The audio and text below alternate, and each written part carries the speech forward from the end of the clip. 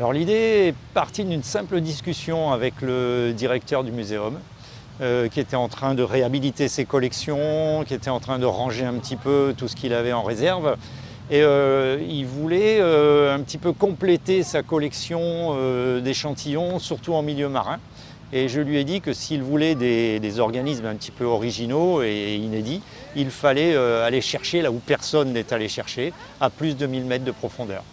On a trouvé l'idée sympathique, on est allé voir les gens de l'État, la DEAL, on est allé voir Sciences Réunion pour nous accompagner, on est allé voir quelques scientifiques qui pouvaient servir d'experts.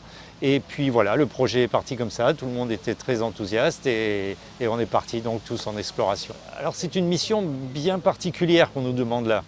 Je travaille sur les poissons, moi je suis ichthyologue de formation et j'ai l'habitude de mesurer les poissons, de les observer sous l'eau, de les compter sous l'eau, de faire des expertises, d'aller les rencontrer en plongée sous-marine. Et là, on nous demande de les prélever. Donc ça va être vraiment de prélever des échantillons. Il faut savoir que les spécialistes de la classification animale, ce qu'on appelle les taxonomistes, ceux qui rangent les animaux par famille, par ordre, par classe, etc., ont besoin d'échantillons sous les yeux. Ils ont besoin d'avoir l'animal pour pouvoir vraiment l'étudier, le mesurer, regarder toutes ses caractéristiques et le comparer ensuite avec toutes les autres collections de tous les muséums du monde entier pour ne pas se tromper lorsqu'on donne un nom à un animal. Donc c'est nécessaire d'avoir des échantillons et là on va travailler pour le muséum pour ramener vraiment des échantillons. Alors pour réaliser tout ça, pour aller voir, on ne va pas aller voir en plongée sous-marine à 1000 mètres de fond, il y a des conditions extrêmes, donc on va essayer de prélever des animaux avec des engins classiques de pêche que l'on va adapter un petit peu pour arriver à les envoyer aussi profond. On aura simplement des casiers, des nasses destinées aux crustacés et aux poissons. On aura une palangre, c'est juste une ligne avec quelques hameçons de différentes tailles.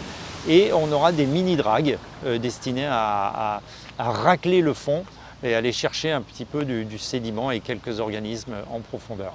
Pour aller à 1000 mètres de profondeur, c'est très dur parce qu'il faut tenir compte de la dérive du bateau, du courant, du vent.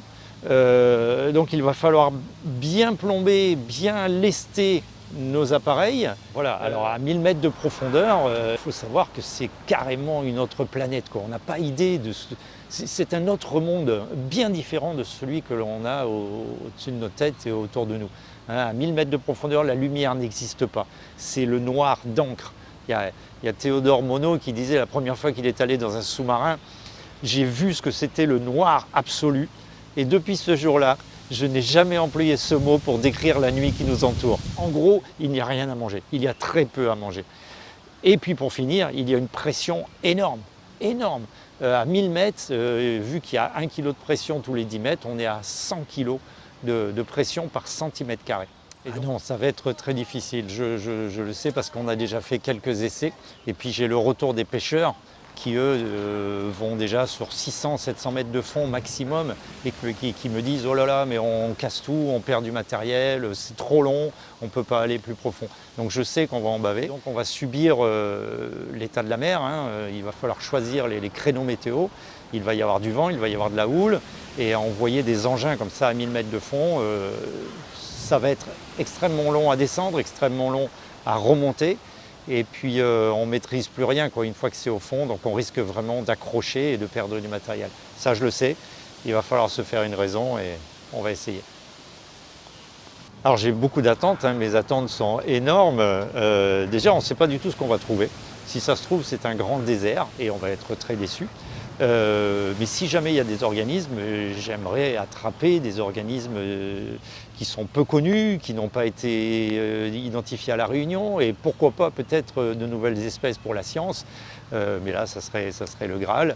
En tout cas, on va aller voir, on va essayer de soulever un petit peu le voile sur ce milieu complètement inconnu et d'apporter quelques réponses peut-être et quelques informations.